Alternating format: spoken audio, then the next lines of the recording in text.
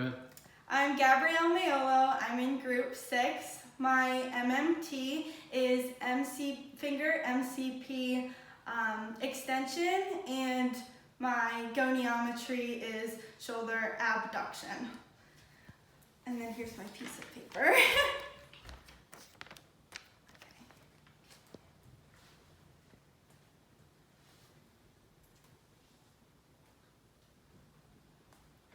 Okay, gonna start by hand sanitizing.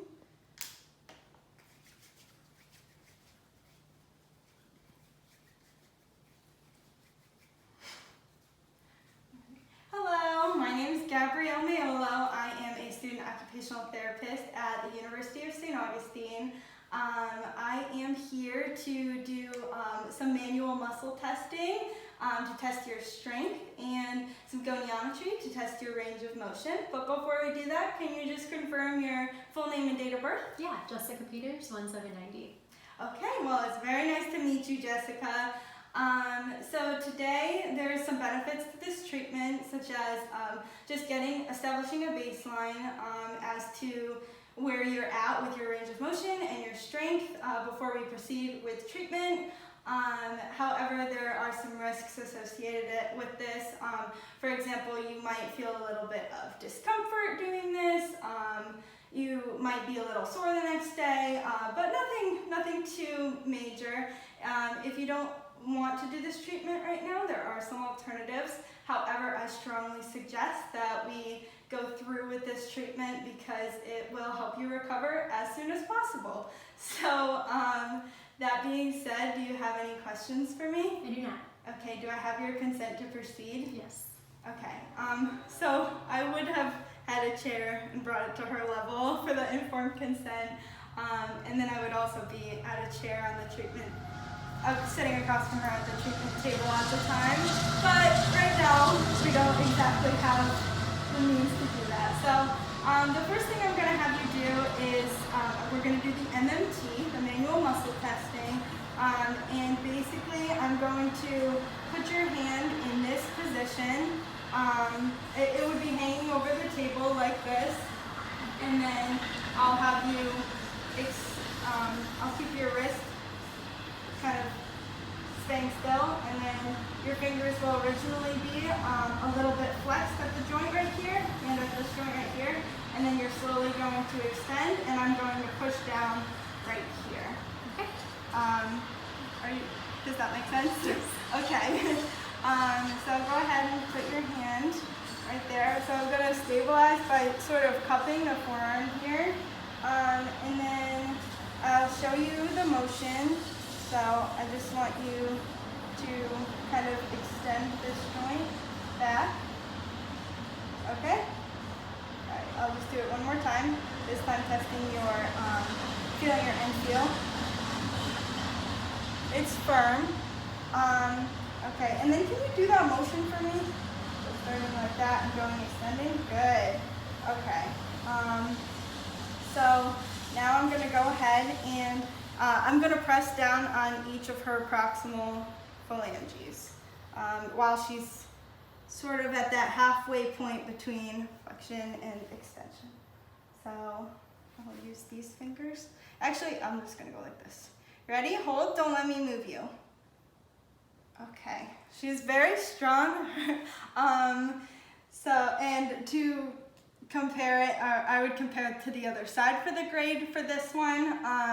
And I would also just compare it to the other side for the gravity, for the norms, and gravity eliminated the fingers, doesn't really matter. So,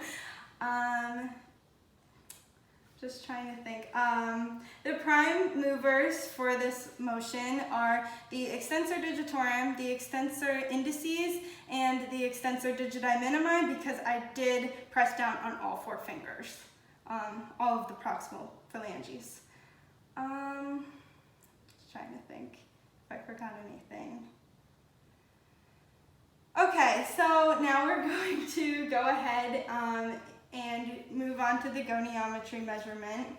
So what we're going to do is shoulder abduction, shoulder abduction. So I'm going to show you the motion. It's just like this. You can stay seated like that, but have your arm dangling at the side of the chair. Yep. And then, yeah, your thumb is going to be like that. You want your thumb to be up during this motion. So I'll show you the motion. Any pain or discomfort with that? No. Okay. Are you able to do that on your own? Okay.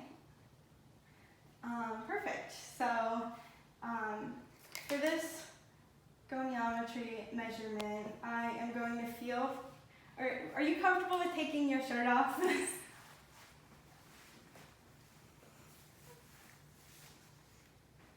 Okay, thank you. This is just so I can see and feel those bony landmarks. So I'm going to feel for your coracoid process. Sorry, my hands are a little cold. Yep, there it is right there.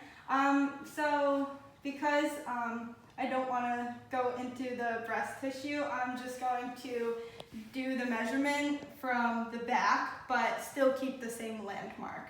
And then, sorry, I'm just going to have you move the chair.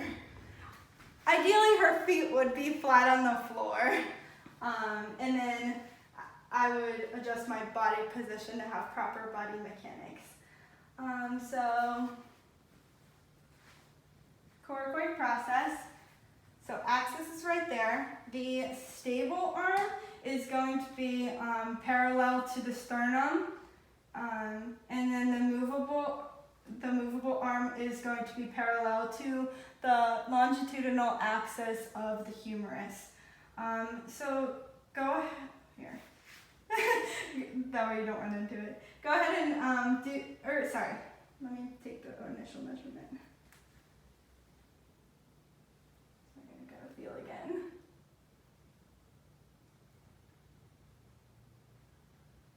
Okay, so she is starting in 11 degrees of shoulder abduction. Okay, so go ahead and do that motion.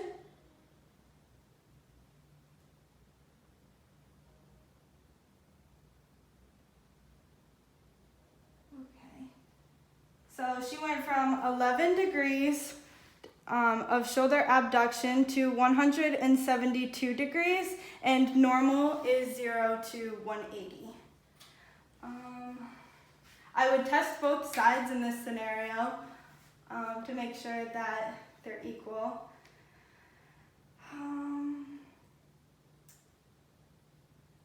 Just trying to think if I forgot anything. Oh, an occupational task for this would be, let me think, when you're washing your windows at home, you kind of gotta go get in the corner.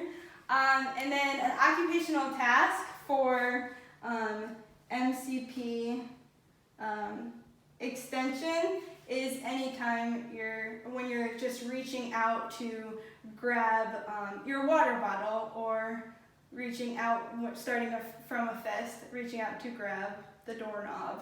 You have to extend your MCPs and then flex them. So those are 2 occupational tasks. And I think that's it. Thank you.